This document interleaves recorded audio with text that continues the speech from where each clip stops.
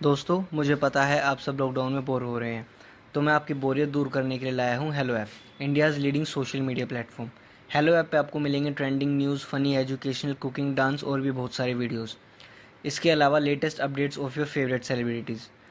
तो देर किस बात की है, अभी डाउनलोड करो हेलो ऐप और करें अपनी बोरियत का खात्मा।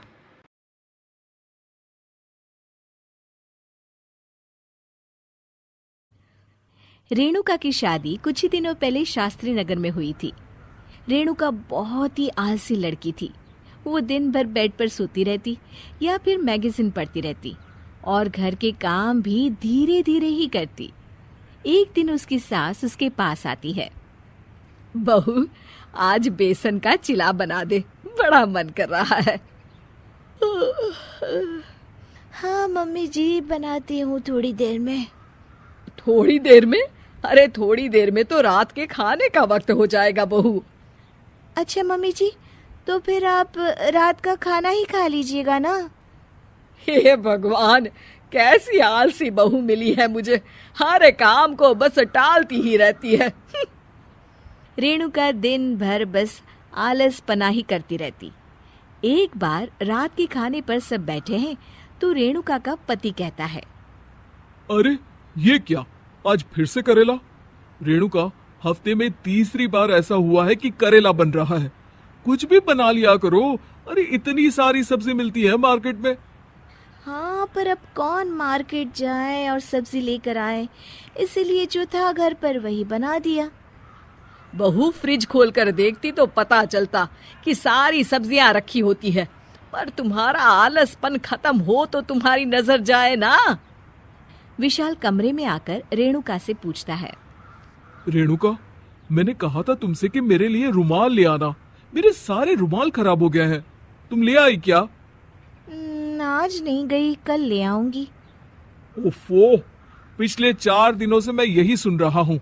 बिना रुमाल के ऑफिस जाना पड़ रहा है। तुम तो बहुत ही आलसी होती जा रही हो रेणुका। आपको रुमाल की जरूरत है ना, तो खुद ही खरीद लीजिए ना।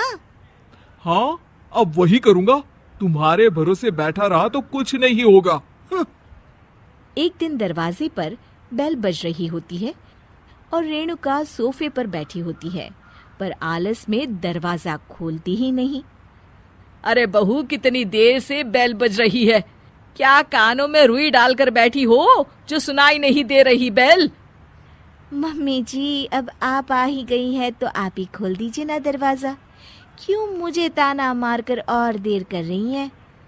अरे वाह, उल्टा चोर को तवाल को डांटे। सास दरवाजा खोलती है तो उसकी पड़ोसन दरवाजे पर खड़ी होती है। दरवाजा खोलने में इतनी देर क्यों हो गई? सब सो गए थे क्या? और ये भी कोई वक्त है क्या सोने का? हाँ? अरे नहीं नहीं, ऐसी कोई बात नहीं है। आइए आइए, आप लोग अंदर आइए। ओफो, इन सबको भी अभी आना था।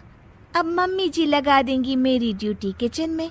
बहू पकोड़े तल दे, बहू चाय बना दे। अरे बहू, सो गई क्या? कब से आवाज दे रही हूँ। जा चाय बना कर लिया। हाँ मम्मी जी, अभी जाती हूँ थोड़ी देर में। सास रेणुका को आंख दिखाती है। मतलब थोड़ी ही देर लगेगी चाय बनाने में, अभी ले आती हूँ, बस झटपट। रेणुका रसोई में जाती है और इसी आलसीपन में वो चीनी की जगह नमक डाल देती है। जैसे ही सब चाय का घूंट भरते हैं, चाय थूक देते हैं। थू थू थू थू, ये कैसी चाय बनाई है तूने रेणुका? इसमें तो सारा नमक भरा है। हाँ, और ये पकोड़े, इसमें इतनी मिर्च है कि मेरी तो हालत ही खराब हो गई खाकर। और रेणु जी, आपकी खातिरदारी में पहले तो कभी कोई कमी नहीं रहती थी, पर जब से आपकी ये बहू आई है ना, मामला कुछ गड़बड़ा सा गया है। हाँ हाँ, जहाँ आप इतनी एक्टिव हैं, वहीं आपकी बहू एकदम आलसी, एकदम राम मिलाई जोड़ी लगती है।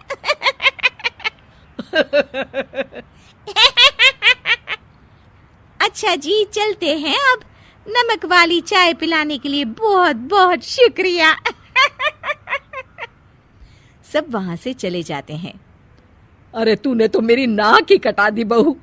वे लोग क्या सोच रहे होंगे मेरे बारे में।